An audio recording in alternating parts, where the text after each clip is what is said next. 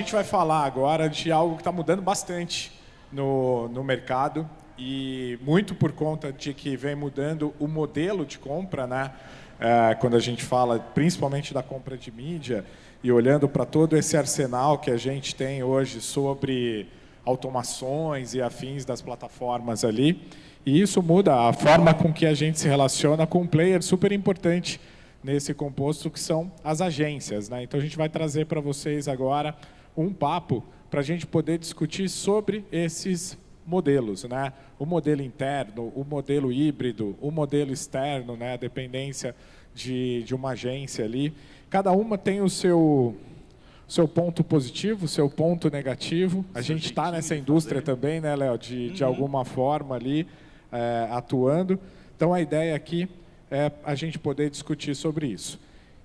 Para começar esse papo aqui, eu quero chamar uma das pessoas que vai estar com a gente aqui nessa conversa, que é executiva de varejo digital, formada em administração e com MBA em gestão estratégica pela FGV, atua há 26 anos na Post House, liderando há 18 anos o e-commerce e o marketplace, incluindo o desenvolvimento de marcas próprias, compras, parcerias B2B, marketing e atendimento, além de ser apaixonada por viagens e gastronomia, casada e tutora de 2 gatas que ela adotou. E vem trazer aqui toda essa experiência para a gente. Então, queria convidar Thaís Bornhofen, diretora comercial do Grupo Post House. Bem-vinda, Thaís. Bem-vinda, Thaísa. Fica à vontade. E a gente teve um imprevisto com a nossa outra convidada. A gente vai seguir no papo aqui. Se ela chegar, a gente vai convidar para ela estar aqui com a gente. Ela está a caminho, mas teve um imprevisto, a Dani. E aí, ela chegando, eu trago ela aqui para essa conversa. Mas vamos nós aqui trazer esse olhar sobre esse modelo. Fica comigo aqui, Léo. Boa. Então, temos novidades. Assim, Né? Surpresa, novidades surpresas, né? Assim, mas dizem que que chama evento por conta disso, né? Tudo ao vivo, né? Porque acontece as coisas, né? E lembrando que a gente vai falar muito de automação, de robôs que vão substituir a gente um dia e tal, mas a gente ainda depende de nós, seres humanos, né? Mas, então, eu acho que a gente tem aqui um papo bem interessante. Só para dar um contexto aqui, hoje eu atuo com inovação aplicada, acompanho empresas, mas mais tempo da minha vida eu passei dentro de agência, né? 20 anos dentro de grupo de agência, desenvolvendo diversos negócios aí.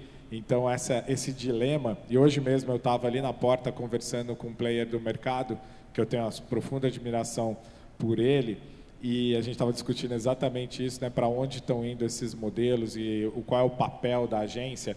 A gente esquece a palavra agência, né? Que ela é simplesmente para agenciar 2 pontas dessa conversa ou mais pontas dessa conversa. Então, vou trazer aqui também a minha visão. O Léo, em algum estágio dessa conversa, é também uma agência, né, Léo? Com certeza. Já fui bastante, já fui de agência, né? Comecei toda a minha carreira em agência e já trabalhei em diversos modelos, né? Seja numa operação interna, né? Própria com os clientes, como a gente fala, in-house, ou, né? Fazendo essa ponte entre parceiros diferentes, né? E hoje está dentro, a tua empresa está dentro de um grupo que é uma das maiores referências em in-houses do que tem também. Exatamente, dentro do Brand Tech. Mas então, quero puxar aqui já esse papo com a Thaís, para a gente falar. Thaís, você olhando para a história, olhando para a história ali da Post House como uma operação de varejo, hoje vocês têm todo esse arsenal de comunicação e de ferramentas interno, né? Como é que foi essa, para começar com a pergunta fácil, como é que foi essa decisão de, tá bom, vou fazer tudo aqui dentro? Então, bom dia, pessoal, obrigada pelo convite. A Post House, a gente começou, então, o e-commerce há 18 anos e, inicialmente, nós começamos com agência, porque não era o nosso core era de porta a porta, né, de revista. Então, começamos com agência, mas assim, culturalmente, a Post House é uma empresa que costuma ter tudo dentro de casa. né? A gente desenvolve site, desenvolve aplicativo, tem logística própria. Então, logo a gente percebeu que para o e-commerce, a agência, a gente perdia um pouco de velocidade. Então, eu acho que esse é o grande diferencial. Fazendo em casa, eu consigo... O pulso pulsa mais forte porque eu estou vendo o que está acontecendo, né? No dia a dia, eu estou falando com a pessoa de produto, eu consigo calibrar as coisas mais rapidamente. Eu não acho que tenha certo ou errado. Hoje eu já... Não é que eu mudei a minha opinião, mas eu acho que o mix, né? Eu tenho os prós e os contras, como tudo na vida. Então, mas a nossa decisão foi mais por ser cultural nosso, de trazer para dentro de casa, e também por essa questão da velocidade. Eu acho que para e-commerce, que é um negócio que muda de hora em hora, né? Ter um time interno faz diferença. Você acha que a distância de um e-mail, às vezes, é uma distância muito grande para quando você precisa da resposta real-time ali? Eu acho, né? Para a performance, para o dia a dia, para aquele...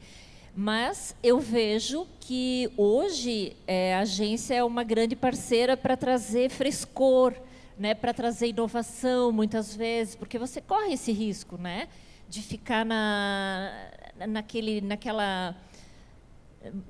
na mesma discussão e não conseguir sair daquele... E hoje, ainda, né, nos dias atuais, onde a mídia está mais cara, onde tem um monte de coisa acontecendo, que a gente não sabe o que vai fazer com a IA ainda.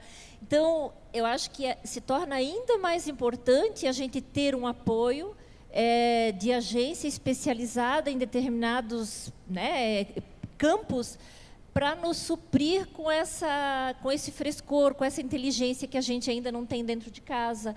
Então, eu vejo dessa forma, que ter dentro de casa é uma vantagem competitiva na velocidade, mas você ter o apoio e poder buscar no mercado agências que vão te complementar, faz todo sentido. E hoje você tem na operação uma operação de mídia e de criação, trabalhando com agências internas, né? Tudo interno. Sim.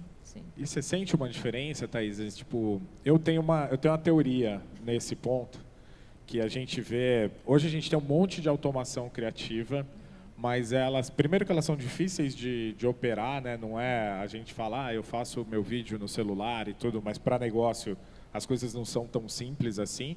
E, por outro lado, tem uma atualização tecnológica semanal ali, para não dizer diária, que é difícil de acompanhar. Então, eu tenho, na minha tese, que a criatividade ainda leva um tempo para a gente não depender de ninguém. Mas o que a gente vê, no caso de mídia, pela própria plataforma, né, de quem você compra, e na grande maioria hoje a gente está já ali virando a balança e indo para o digital, a gente vê as plataformas praticamente excluindo o papel da agência nessa conversa, né?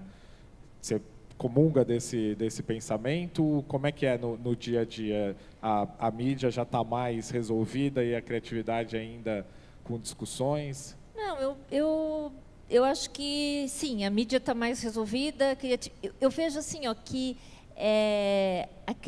às vezes o que acontece no in-house, né, no time interno, é que às vezes eles são mais resistentes a mudanças. Então, eu acho que precisa às vezes desse apoio, mas a parte de mídia, sim, está bem resolvida. Criatividade, às vezes, dá uma... A gente precisa de apoio. Voltando no que a gente falou no começo aqui com o nosso incidente, que tem um coeficiente humano muito, muito grande, né? Eu já vou emendar e te mandar uma pergunta, então, Léo, nesse ponto aqui da mídia, que acho que uma coisa que vem mudando, e aí você é um especialista nisso, que é a questão dos dados, né? Hoje tem um papel importante ali, que é quem é o gestor desses dados, né? E quando a gente olha para grandes empresas, né, grandes anunciantes, o volume de dados é muito grande. E a combinação desses dados, né, a estratégia que você precisa fazer a partir desses dados, é difícil você ter esse multiplayers, né, de ter várias agências onde você faz gestão e depois manda ali esse dado para cada um. Por outro lado, você delegar todo o seu dado para um único player, né? Isso foi um dos fatores que a gente vê essa mudança de comportamento e essa escolha de qual é o melhor modelo, passando porque a gente está entrando numa era onde dado é o principal valor que a gente tem nessa relação? É sim. Enxergo isso como uma questão quase até de crise de confiança, né? Porque essas relações elas precisam hoje sair não só do relacionamento, mas também na execução até o final e a comprometimento ali com o resultado, né? No passado eu já vi bastante coisa acontecer nessa relação entre anunciantes e agências, do ponto de vista até de propriedade do dado. E isso é bem crítico, né? Então, por exemplo, se você hoje contrata uma agência e a agência, quem é dona da sua conta no Google Ads, quem é da sua conta no Meta e afins. Algumas agências, elas são donas das contas dos seus anunciantes porque o anunciante não sabe nem, né, como gerenciar aquilo. O grande problema e num conflito, na hora que você rompe a relação com a agência? E o seu histórico da campanha? Né? Fica com quem? Fica com a agência, né? Então, isso a gente precisa deixar bem claro. E isso não é um motivo para não trabalhar com a agência. Pelo contrário, é só para deixar a relação, né, cada vez mais azeitada, porque esse é um ponto importante. A agência ela pode operar e ela pode ser um parceiro muito estratégico, mas a gente precisa resolver esse lance da propriedade dos dados, da integração, da conexão, tudo isso fluindo, né? Porque, como agência, né, no meu período como eu trabalhei também, a gente sentia, às vezes, uma distância que não era desejada pela agência do cliente, né? Porque, imagina, a agência é uma empresa fora da sua empresa.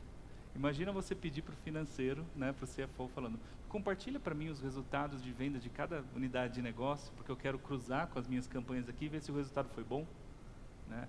Provavelmente, tanto a área jurídica quanto o financeiro não vão aceitar uma outra empresa pedir os seus dados de venda de cada unidade de negócio, né?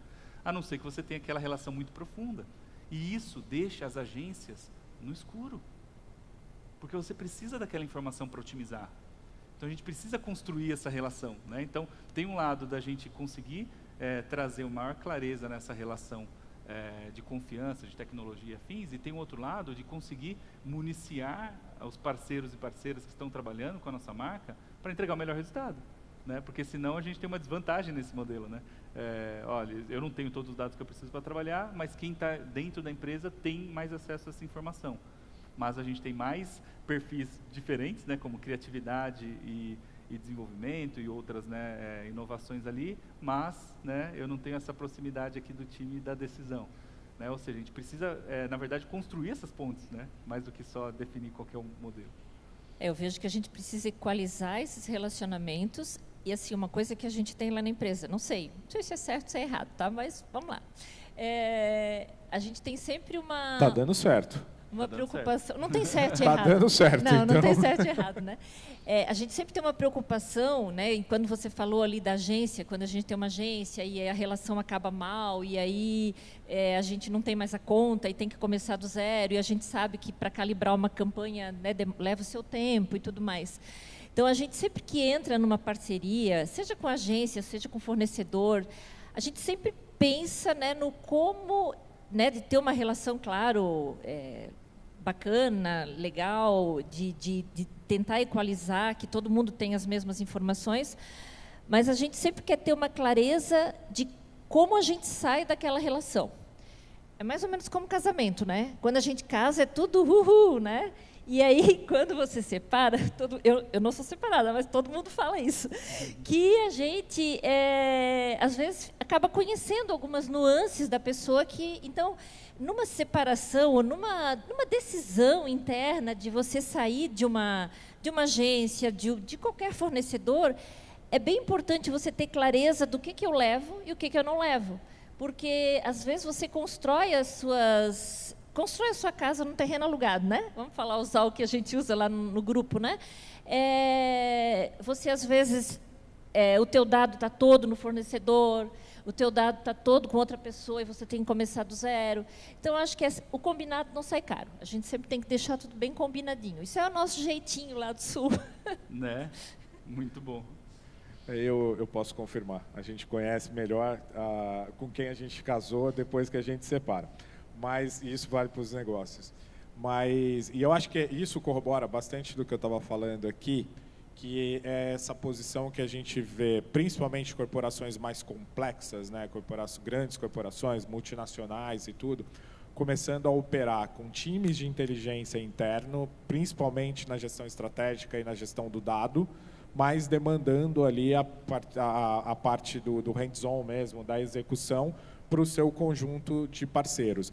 Isso ainda não é, e eu não posso nem dizer, talvez Léo com mais experiência, que isso é um problema na hora que a gente olha do meio para baixo ali, né? Que a gente olha para o dia a dia, porque hoje a gente tem um ferramental muito grande de gestão de dados e até o volume de dados que a gente tem, e, por outro lado, a governança, né? Que a gente vê também sobre esses dados, que talvez ainda não exija essa mudança toda, né? Mas uma primeira leitura que eu posso trazer aqui para vocês em relação a isso, eu venho do tempo de agência Mad Men, Madison Avenue ali, que mais matemáticos e tal ali, mas que tem um glamour da publicidade e tal, onde a gente define o negócio do cliente passava a ser o nosso negócio, mas era isso, a gente pouco sabia quanto vendeu, sabia se foi bom ou ruim, mas o dado mesmo ali, hoje isso é automático, né? Esse first party ali, conectado ali para algumas ferramentas, a gente tem isso a todo momento. Então, o papel da agência, ele já muda por essência, porque a agência deixa de ser o agente que só está ali no meio dessa transação e ele passa a ser o orquestrador de todas essas plataformas que se tem disponível, né? E hoje não dá para depender só de uma, né? Então, ou você tem uma empresa como a do Léo, por exemplo, que tem ali uma gestão sobre diversas frentes de dados e pode orquestrar dessa forma, ou você vai precisar montar ali o seu squad de soluções, né? Então, isso já muda essa primeira relação. Para quem tem o modelo in-house, para quem tem esse modelo mais interno, a dor ainda é controlada, né? Eu consigo entender, mas também tem um limite. Aí vem minha pergunta. É caro. É caro. Hoje, o que a gente está buscando? Crescer. A gente está buscando, ou você me falar que não, a gente está tudo bem hoje, assim, não precisamos crescer mais não. Acho que não, né? A gente está sempre ali numa busca acelerada. E se a gente dobrar de tamanho no próximo ano, essa decisão in-house se mantém? Eu acredito que a gente precisa... Provavelmente não. A gente já está precisando de braços por causa disso. Porque, por exemplo, hoje a gente tem um time de mídia, que trata de influencers e tudo mais. A gente já não tem braços para fazer tudo dentro de casa, porque é um grupo muito grande de creators, de influencers, que precisa de briefing, que tudo isso. Então, aí já entram agências que nos ajudam. Então, e hoje, com o apagão de mão de obra que a gente está enfrentando aí no Brasil, principalmente no Sul e tudo mais, não dá para dobrar. E é caro. É muito caro manter um time interno. Então, eu entendo, ok, a Postal tem isso culturalmente, já é uma empresa que tem um determinado tamanho de e-commerce, mas para empresas menores, muitas vezes, isso não é factível, né? E a gente tem que entender isso, né? Então, é doloroso. Muito bom. E uma das coisas que a gente fala quando traz essa operação para dentro de casa, Thaís, é que a gente fica mais, a gente tem que lidar com relacionamento direto com influencer, a gente tem que lidar com relacionamento direto com os veículos de mídia, com os parceiros de mídia, e a gente tem que lidar com um perfil que era diferente originalmente da empresa, né? Imagino que a Postal começou com uma cultura ali de varejo, de vendas, e talvez você ter ali perfis criativos, perfis de estratégia de comunicação, de relacionamento social, não seja nem o padrão que você encontra ali nos corredores, né? Não. Como é gerenciar uma empresa dentro da empresa, né? Como é que é fazer essas culturas, né, às vezes conflitantes, né? É bem desafiador, digamos, né? A gente não está em São Paulo, então já estamos em Blumenau, já não é um polo, né? Então, o que a gente costuma fazer? A gente costuma trazer talentos que tenham o brilho no olho e que queiram aprender. E aí o time interno vai ensinando. Mas isso também é um desafio, porque tem que cuidar para não ficar todo mundo muito parecido, todo mundo pensando igual, entende? Porque tem que ter o pensamento do contra, a pessoa que seja questionadora, tá, mas estão fazendo isso por quê? Né? Então, é desafiador você contratar, e aí quando você treina, muitas vezes a pessoa, né, é alçada por outra empresa, por uma empresa mais glamurosa ou mais moderna, então... É desafio em cima de desafio. Mas, assim, acredito que estamos todos mais ou menos no mesmo barco. Eu acho que não é nem uma situação só de Blumenau, porque a gente está no interior de Santa Catarina. Eu vejo que, quando a gente lida com as pessoas aqui em São Paulo, a gente também tem essa movimentação muito, muito grande. Só que aqui tenho mais oferta, digamos. Eu tenho, pelo menos, onde buscar. Lá no Sul, eu não tenho muito onde buscar. Então, a gente busca quem tem o brilho no olho e treina. Muito bom. Camilo, eu queria aproveitar um pouco da sua experiência também em agências, né? Ou, né, acompanhando várias dessas operações e relacionamentos entre agências e marcas. O que você viu, né, mais recentemente, né, ou nos últimos anos aí, sobre coisas que, olha, a agência... né, trouxe aí um diferencial gigantesco, seja agilidade, seja inovação, né? Onde é que você viu aí casos interessantes desse modelo, né, estar, né, diferente do contexto principal aqui da Postals, né, um pouquinho mais separado aqui da empresa? Eu acho que o negócio de uma agência de publicidade, né, e isso é uma coisa que sempre me incomodou no modelo Brasil de publicidade, que a gente ainda tem sob o mesmo teto criatividade e mídia, e o negócio mídia acaba, de alguma forma, a criatividade fica subserviente à mídia, né, ao dinheiro, à forma que é ali. Mas eu acho que o grande valor de uma agência de publicidade, ou de uma agência de propaganda, olhando para o composto inteiro de marketing ali, é a criatividade. Eu acho que isso a gente tem de sobra, e os nossos talentos, a forma que a gente olha para a criatividade, sobretudo aqui no Brasil, a gente exporta criatividade para o mundo inteiro, né? Eu venho de um grupo internacional também, e eles questionavam muito por que a nossa criatividade é tão barata se ela é a melhor do mundo.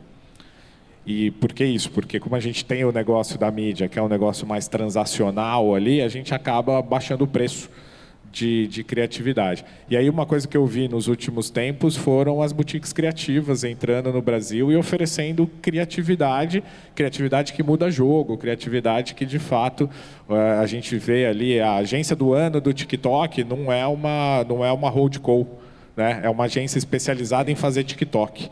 A agência do ano da plataforma Y ou de alguma outra coisa ali tem essa necessidade de, cara, eu preciso entender disso, eu preciso ser o melhor naquilo que eu faço. Por outro lado, as agências, por sua complexidade, seja ela o tamanho que for, tem uma complexidade de negócio ali, e não entendendo exatamente que o papel é a criatividade, acabaram errando muito no processo de adoção de IA.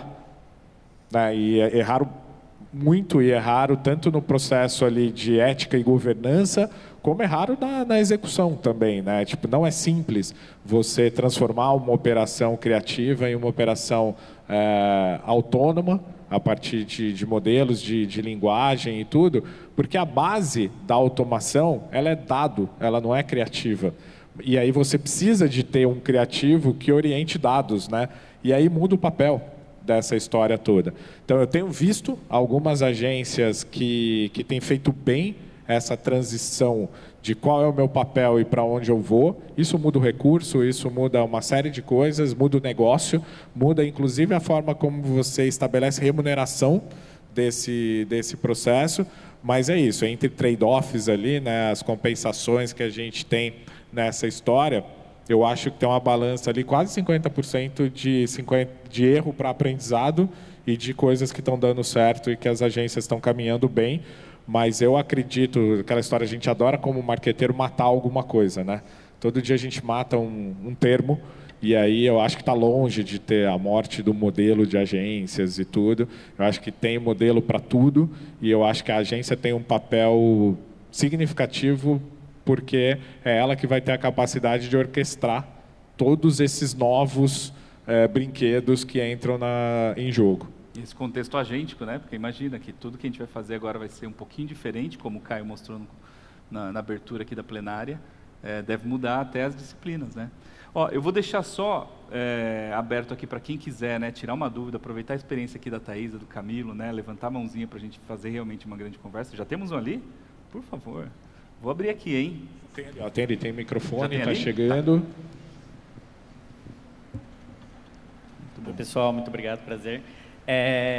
A minha dúvida, aproveitando esse tópico final que vocês trouxeram, que eu acho que o Brasil tem feito uma transição muito grande dos modelos de agência, que era mais comum lá fora, de você ter agências especialistas em mídia, agências especialistas em criação, e aqui no Brasil a gente sempre trabalhou numa cultura muito full service, né? Então as grandes agências, elas acabavam fazendo todo essas duas pontes, e agora a gente está vendo grandes nomes surgindo dentro de mídia e as boutiques criativas também tomando esse papel. Então, eu sei que o tópico era muito sobre in-house versus agência num todo, mas na hora da decisão de uma agência, sigo com uma full service, eu sigo com um ecossistema de agências especialistas, e aí do ponto de vista da decisão, para fazer a gestão dessas múltiplas agências versus ter um ponto de contato só que vai fazer tudo. Como que vocês veem esse futuro para agora? Quer começar? Eu acho que não tem resposta, tá? Já como se tivesse a gente estava... E eu acho que depende muito do quem está jogando esse jogo, né? Tipo, para a Thaís ainda é uma opção a decisão que ela tem, e ela está olhando. É isso, a hora que ela vê o crescimento, depois ela vai poder responder aqui. Mas eu acho que, primeiro, tem uma mudança de papel, e essa mudança ela é importante. Eu acho que quem veio, o que chegou até aqui não vale mais, né? Vale aprendizado, vale tudo, mas todo mundo vai precisar passar por se não reskilling ali, se não mudar tudo, precisa de um upskilling ali, de trazer essas novas adoções. Muda o recurso, muda a tecnologia, muda a capacidade de investimento, muda uma série de coisas ali. O bom a gente tem todos esses players no mercado. A gente não precisa esperar nascer ninguém, e um negócio que vem cada vez mais se solidificando em grandes grupos, grandes estruturas. A gente tem uma possibilidade de ter soluções de diversos tamanhos para o negócio de cada um ali do outro lado. Então, eu acho que a resposta para a tua pergunta está muito mais em quem faz a pergunta do que em quem responde ela, que é entender exatamente o que eu preciso agora, e dentro dessas opções que eu tenho, qual eu escolho. Eu queria devolver essa pergunta para a Thaís agora, para falar: Thaís, se você tivesse que escolher, né, o que você escolheria ou como você recomendaria? Então, na nossa situação, a resposta é simples: eu iria num especialista. Porque, por eu já ter o grupo, né, eu tenho bastante gente interno, então, assim, o que eu iria? Eu vou buscar um especialista nisso aqui. Então, eu vou numa agência que faz bem isso ali, né? Mas é uma situação para mim.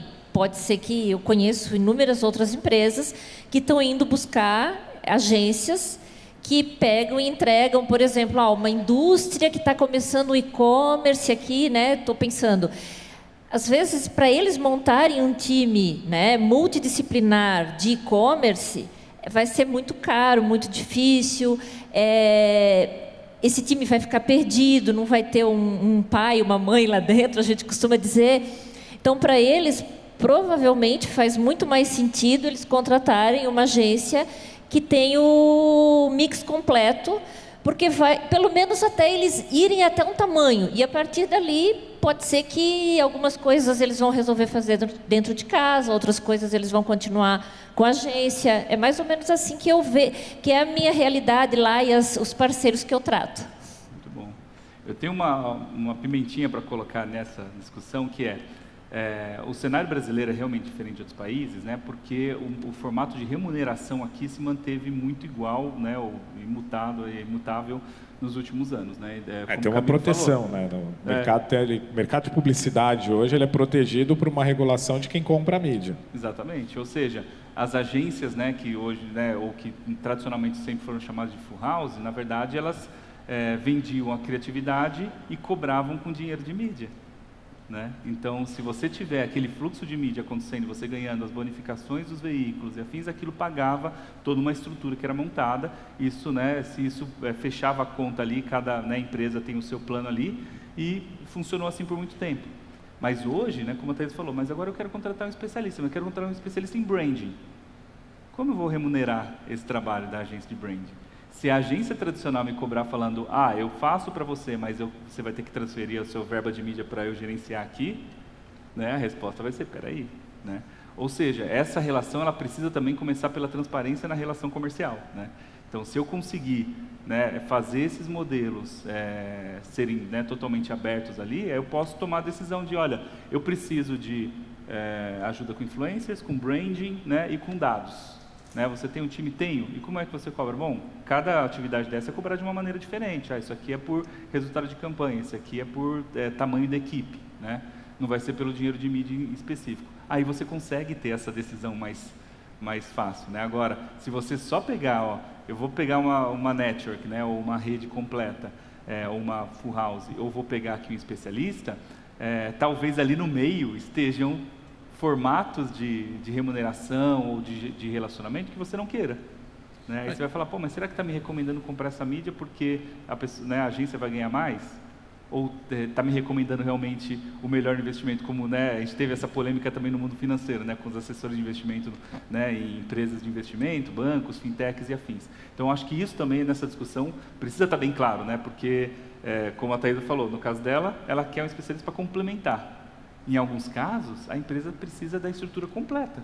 Só que não dá para deixar uma coisa atrelada à outra, porque quando ela falar, eu quero internalizar a minha criação, ou quero internalizar a minha mídia, peraí, então vou ter que cortar a relação inteira? Né? O próprio termo full mudou. Full, até anos atrás, era eu consigo fazer ATL, BTL, o BTL estava eventos, um endomarketing, alguma coisa, o ATL estava, sobretudo, gestão do que era composto de mídia ali. Só na resposta da Thaís aqui, ela trouxe mercado de influência, ela trouxe a gente hoje para vender no marketplace, a gente tem uma gestão de afiliados, a gente tem fazer live, a gente tem uma coisa que não está dentro de uma estrutura de agência. E antigamente o que fazia? A agência, quem tinha poder econômico, porque tinha o dinheiro de mídia, comprava quem fazia.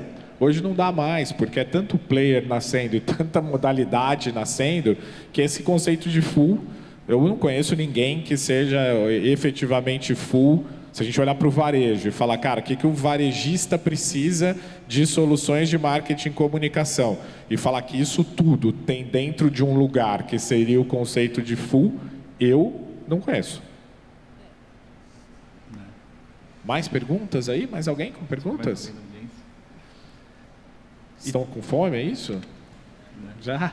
E tem mais um modelo, né, que começa a surgir, que é aquele modelo de relação por desempenho, por performance. Total. Né? Quando a gente tem né, agências ou parceiros externos se tornando praticamente sócios, né, do produto, da marca, para colocar aquela operação alinhada no mesmo objetivo. Então, ao invés de você contratar uma campanha, né, um serviço, você fala, vou remunerar a agência, né, a partir do total de vendas do meu e-commerce aqui. Você cuida de tudo, você toma a decisão da campanha, você toma a decisão da tecnologia, qual dado você vai analisar, você só me entrega a venda e eu te pago X% sobre essa venda.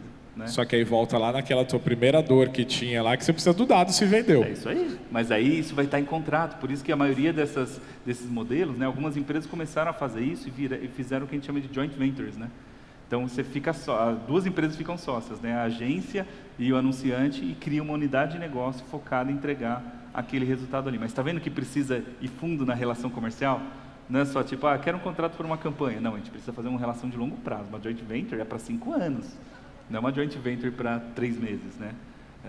Então, né, esse é um ponto que muda tudo na hora que a gente vai falar dessa relação entre agências ou parceiros externos.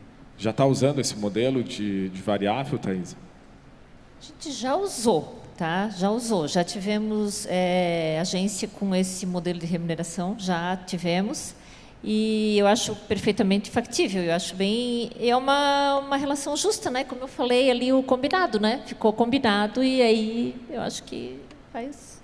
Eu tenho uma história boa. Semana passada, sobre isso. Eu estava conversando com um cliente e fazendo esse papel de uma tech, e aí a tech vindo com o modelo 100% de MV, era 100% no resultado, e o anunciante virou e falou assim, de jeito nenhum, eu tenho que ter controle. Aí eu tentando entender, você está falando de um percentual, né? Tipo, é X% da tua venda, do teu negócio. Ele, não, a gente precisa botar um teto. E aí, para mim, aquilo ali não batia a lógica. Eu vi que você está botando um teto no que você vai vender, né? E era não, ele queria ter uma previsibilidade. Ou seja, não estamos preparados para isso ainda, né? Mas é um modelo que se aponta principalmente quando a gente olha o mercado asiático, né? Que já virou essa chave e já está olhando para essa construção. Então, não tem, acho, diagnóstico aqui do nosso papo é que não tem modelo certo. O que importa é aquilo que você realmente precisa e entender o que o mercado te oferece dentro disso. Como a Thaís falou, não tem certo, não tem errado, tem aquilo que é bom para você dentro disso.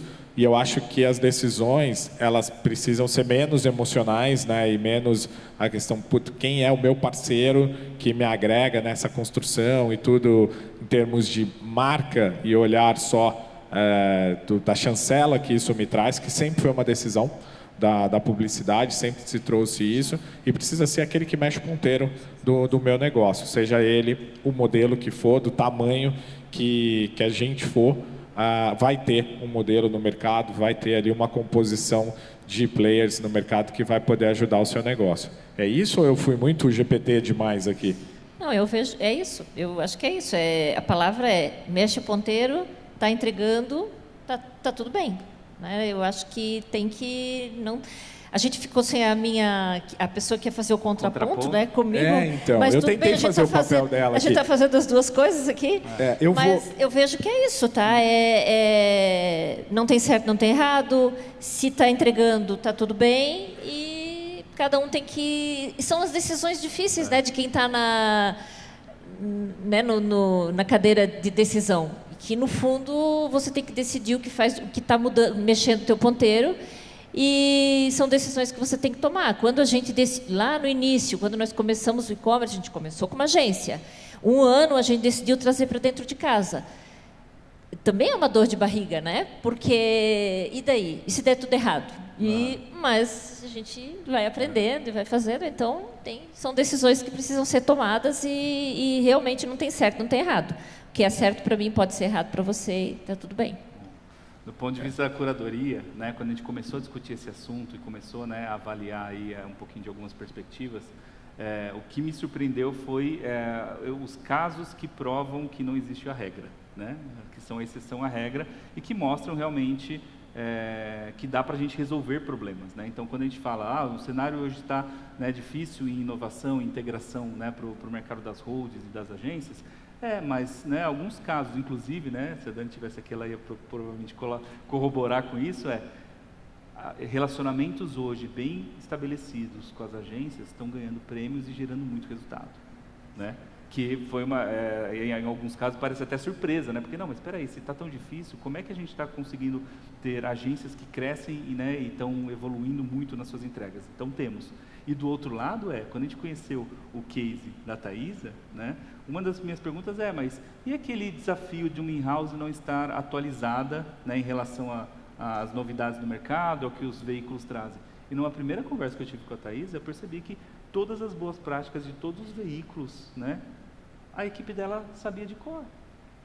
Né? A gente falou, peraí, não existe mais aquela coisa de, se eu faço dentro de casa, eu estou realmente com esse problema e não tenho solução, e se eu faço com a agência, eu também tenho outro desafio e não tenho solução. Pelo contrário, né? A gente está num organismo vivo que tem evoluído. O segredo é fazer bem. Fora, dentro, junto, separado, está tudo certo, mas tem que fazer bem. Muito bom. E acho que a gente, obviamente, a gente se desculpa com vocês pela ausência, né, de uma pessoa importante nessa conversa, nesse painel, até para ter esse contraponto e tudo, mas quando a gente começou a ter essa conversa, a montar essa estrutura de conversa, e a ideia é, quem coloca tudo para fora, tem quem está fazendo interno e tem ali um híbrido, né? A ideia nasce e a gente poder trazer esses modelos. Mas a gente acredita, até por conhecer vocês, né, que se relacionam com o e-commerce Brasil, que a gente tem muito mais post house aqui do que Unilevers. Então, a ideia era, de fato, trazer isso. Então, a Thaisa representando vocês como um player que tem utilizado os recursos que tem no mercado e conseguido. Então, eu brinquei aqui, né? Ela falou, não tem certo, não tem errado. Eu falei, mas está dando certo? Então, tem ali o resultado, vem aparecendo. É que vocês se identifiquem dentro dessa conversa.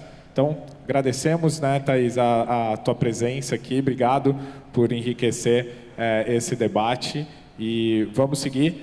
Algumas dessas ferramentas estão na nossa tarde aqui, né? A gente vai falar sobre retail media e como isso tem também transformado essa história. Vamos falar de plataforma, de live commerce, de mudança de busca para busca agêntica. Então, tem muito assunto ainda pelo nosso papo aqui hoje. E obrigado, Thaisa, pela tua colaboração aqui. Eu que agradeço. Obrigada, pessoal. Muito obrigado, Thaisa. Valeu.